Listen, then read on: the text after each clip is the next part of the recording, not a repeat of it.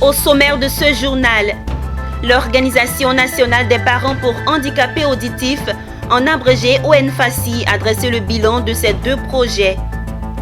Et concernant la filière café-cacao, l'Union coopérative EcoKim a initié sa 16e assemblée générale à Daloa. Au cœur de cette assemblée générale, le bilan de ses activités. Mesdames, Messieurs, bienvenue au journal de Business 24 Africa. Bilan positif pour l'Organisation nationale des parents pour handicapés auditifs, en abrégé ONFACI. L'ONG a présenté le bilan de ces deux projets ce jeudi 8 juillet à son siège à Abidjan en présence de ses partenaires techniques et financiers. Philippe Zabo, Ezekiel Siri et Pierre Tebeu nous font le point. PISCA et Conféges, ce sont les deux projets à l'ordre du jour de la rencontre initiée par l'ONG ONFACI. Le premier projet consiste à aider les petites organisations de la société civile à mieux se structurer pour avoir accès au financement de grands projets. Le projet PISCA a été réalisé du 21 décembre 2019 au 7 juillet 2021. Prévu pour une durée d'1 an, il a été prolongé du fait de la Covid-19. Financé à hauteur de 17 millions de francs CFA au départ par l'ambassade de France, les dépenses ont finalement atteint 25 millions de francs CFA avec l'apport de personnes de bonne volonté. ONFACI n'a pas hésité à sortir d'Abidjan, à décentraliser ses projets. Souvent, on a des projets qui sont centralisés à Abidjan. Là, la force d'ONFACI, ça a été d'aller dans d'autres villes, notamment à Niama, Bouaké, Gagnoa, Danané. Donc ça, c'est une vraie force d'ONFACI et de travailler avec les premières personnes concernées, c'est-à-dire avec les parents et avec les jeunes en situation de handicap. Au niveau de l'éducation, le projet nous a permis de pouvoir scolariser 50 nouveaux enfants qui n'avaient pas accès, ce n'était même pas évident qu'ils auraient pu avoir accès à l'éducation. Au niveau de l'insertion socio-professionnelle, c'est 30 enfants que nous avons formés pour pouvoir leur permettre d'avoir accès à une formation pour pouvoir être indépendants. Le projet Conféges, intitulé « Projet de promotion du bien-être et de santé de la jeune femme de 16 à 40 ans à travers la pratique du sport » est quant à lui subventionné à hauteur de 7 millions de francs CFA, mais a culminé à 9,5 millions de francs CFA. Là encore, l'on note des apports de donateurs. Sa durée était de 6 mois. Dans le cadre du projet PISCA, nous avions pour mission d'accompagner la fédération, les suivre par rapport au thème de leur projet qu'ils présentaient. Il y a par exemple la fédération des aveugles et puis il y a la fédération des sourds. Parce que je sache, ce sont des fédérations qui bénéficient de ce qu'on appelle, d'une manne financière qu'on appelle généralement la parafiscalité pour les aider à faire la promotion du sport dans le milieu des personnes en situation de handicap. Nous avons eu vraiment le plaisir à travailler avec l'association des parents des personnes vivant en situation de handicap auditif pour pouvoir répondre à ce besoin à leur niveau. L'ONG ONFACI est née à Abidjan en 2018. Après 3 ans d'exercice, elle a conquis des villes à l'intérieur du pays dont Bondoukou, Dabou, Ganoa, Daloa et Bouaké. Avec la réussite des projets PISCA et Conféges, elle compte conquérir toute la Côte d'Ivoire et attend des subventions plus grandes. Parlons filière café-cacao à présent dans cette édition. L'Union coopérative EcoKim a tenu sa 16e assemblée générale récemment à Daloa. Les responsables de cette coopérative agricole se sont félicités parce que le bilan est jugé positif au terme de l'exercice 2020 malgré la Covid-19. Les membres de l'Union coopérative EcoKim étaient largement mobilisés pour cette assemblée générale ordinaire de fin d'exercice 2020. Le directeur général Bamba Mamadou a indiqué que malgré la Covid-19, plusieurs actions ont été menées au cours de l'exercice 2020, entre autres la réalisation d'un chiffre d'affaires de plus de 60 milliards de francs CFA et plus de 40 écoles construites au profit des enfants des producteurs.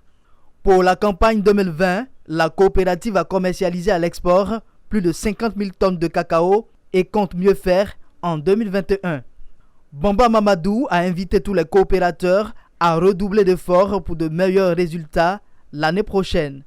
La proximité avec nos producteurs comprendre les préoccupations de nos producteurs. Pour nous, c'est ça d'abord, les aider à mieux travailler sur leur parcelle. Autre action concrète de l'Union coopérative Ecokim, cette remise de 4 véhicules tout-terrain, des tricycles et des motos à certains de ses membres.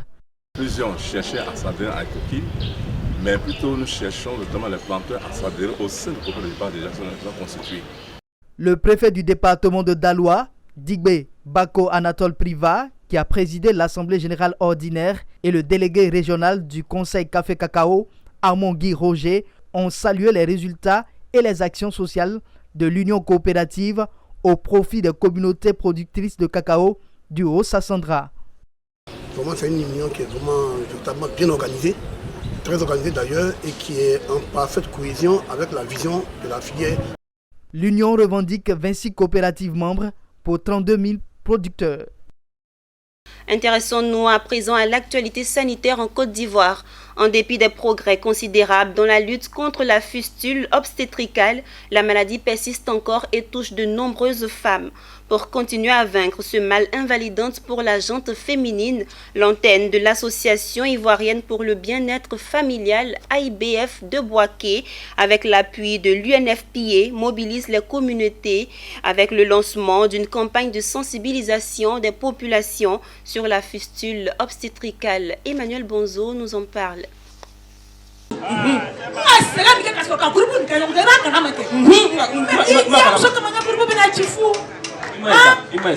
Dans son combat permanent contre la fistule obstétricale, l'Association ivoirienne pour le bien-être familial, AIBF, est en pointe de la lutte. Avec l'appui du Fonds des Nations Unies pour la population, UNFPA, son antenne locale de Bouaké a lancé une vaste campagne de sensibilisation des populations. Pour l'entame de cette activité, l'association a donc choisi le quartier de Tola Kwadiokro pour mobiliser les communautés, notamment les associations féminines, pour les informer sur la maladie. C'est une maladie, c'est pas la sorcellerie.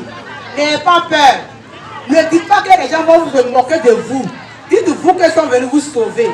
Celle qui a un problème, ou bien qui a une parente qui a un problème de cette maladie, qu'elle s'approche aux responsables pour dire leur problème, pour qu'on puisse les prendre en charge. Mariage et grossesse précoce, excision, faible utilisation des services de planification familiale et non-respect du calendrier des consultations prénatales sont à l'origine de la maladie. Par cette campagne, l'AIBF entend impliquer les communautés en renforçant la prévention, l'identification de la maladie et la prise en charge des fistules obstétricales. Et il s'agit surtout d'inciter les femmes à s'orienter vers les centres appropriés de traitement, et ce type de structure existe au CHU de Bouaké pour les soulager en cas de besoin et les aider à retrouver leur dignité. Depuis 2016, nous sommes au moins à 100 femmes qui ont été opérées.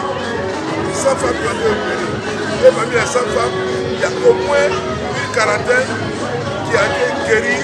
Depuis 2007 jusqu'à ce jour, l'AIBF, avec le soutien de partenaires, est engagé à combattre ce fléau aux conséquences dramatiques et humiliantes, dont la principale est l'incontinence permanente pour les victimes. C'est pourquoi cette opération de sensibilisation de masse va s'étendre à tous les quartiers de la capitale du centre afin de toucher le maximum de population. Avec cette nouvelle phase du projet, prévention et prise en charge des fistules obstétricales, l'association poursuit sa lutte pour continuer de faire perdre du terrain à cette maladie qui touche plus de 135 000 malades en Côte d'Ivoire, avec plus de 250 nouveaux cas chaque année.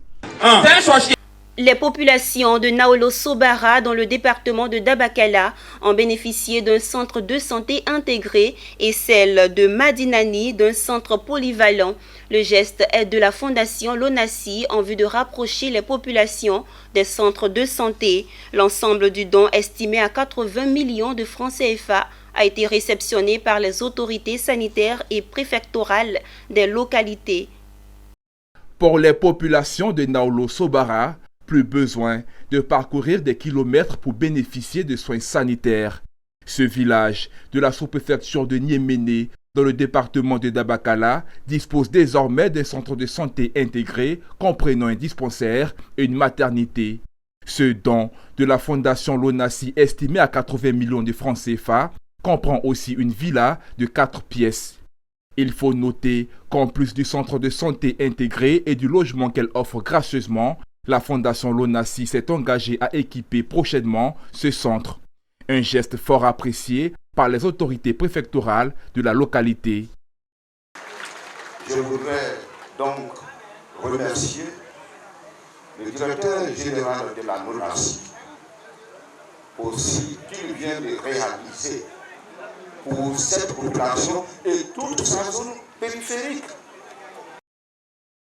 Après le village de Naolo Sobara, direction la localité de Madjani, dans la région de Kabadougou, pour l'inauguration du centre polyvalent de Madjani, fruit de la coopération entre la Fondation Lonasi et la mairie de la cité. Bâti sur une superficie de 9405 m², l'édifice comprend une salle de réunion d'une capacité d'accueil de 200 places et des bureaux annexes. Le coût des travaux s'élève à plus de 69 millions de francs CFA. Ce don de la Fondation Lonasi n'est pas passé inaperçu auprès des autorités administratives.